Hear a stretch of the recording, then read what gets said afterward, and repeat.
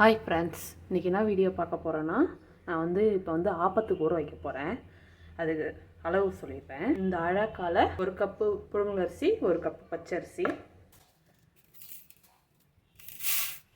1 cup புழுங்கலரிசி போட்டுக்கலாம். இது ration அரிசி தான். 1 கப்பு பச்சரிசி போட்டுக்கலாம்.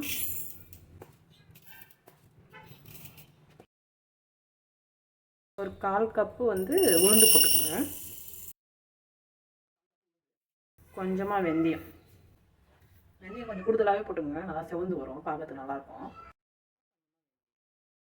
அலசிட்டு ஊற வச்சிடலாம். இது ஒரு 3லேருந்து 4 மணி நேரம் ஊறினா போதும். இது கூட அரைக்க பார்த்து தேங்காய் போட்டு இல்லை சாதமாக போட்டு அரைச்சிக்கலாம். இதை ஊற வச்சிடலாம்.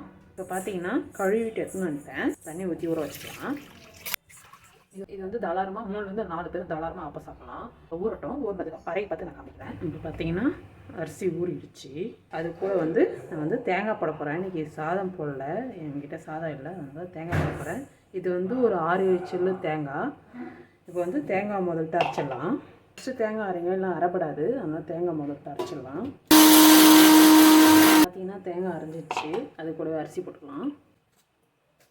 மிக்ஸின்றதுனால கொஞ்சம் கொஞ்சமாக போட்டு அரைங்க, நிறைய போட்டுறாதீங்க.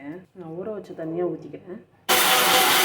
இப்போ பார்த்தீங்கன்னா அரைச்சாச்சு. நல்லா மையாக அரைச்சிக்கங்க. இதுமாதிரி தான் அரைக்கணும். அப்போ தான் ஆப்பம் நல்லா சாஃப்டாக வரும். நான் இந்த ஸ்பூனால் 1 ஸ்பூன் சர்க்கரை போட்டுக்கிறேன். இந்த மாவுக்கு 1 ஸ்பூன் போட்டால் போதும். இந்த ஸ்பூனால் 1 ஸ்பூன் கரெக்டாக இருக்கும். இதுக்கு மாவு நல்லா மிக்ஸ் பண்ணிக்கோங்க. கையை வச்சு நல்லா பீட் பண்ணிடுங்க.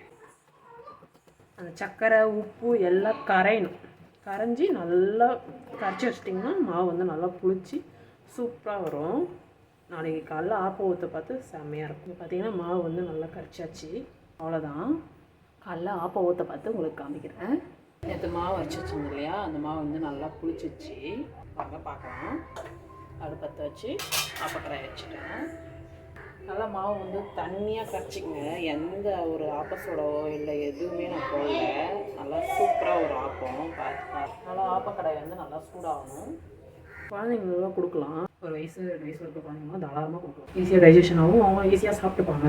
தேங்காய் ஒரு சிலவங்க போடுவாங்க, ஒரு சிலவங்க சாப்பாடும் போடுவாங்க. நான் இன்றைக்கி தேங்காய் போட்டு அரைச்சிருக்கேன். ஆனால் இன்னும் கொஞ்சம் இதுவாக இருந்தால் நல்லாயிருக்கும். இது கொஞ்சம் திக்னஸாக இருக்கிற மாதிரி. சாப்பாடு போட்டு வச்சா நல்லா சாஃப்டாக இருக்கும். இது சாஃப்டாக தான் இருக்குது.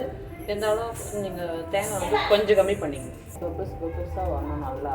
அப்போ தான் நல்லா இருக்கும், சாஃப்டாக இருக்குன்னு அர்த்தம். மாவு கரெக்டாக அரைச்சிக்கணும்னு அர்த்தம். நீங்கள் சூப்பராக ரெடி ஆயிடுச்சு ஆப்பம்.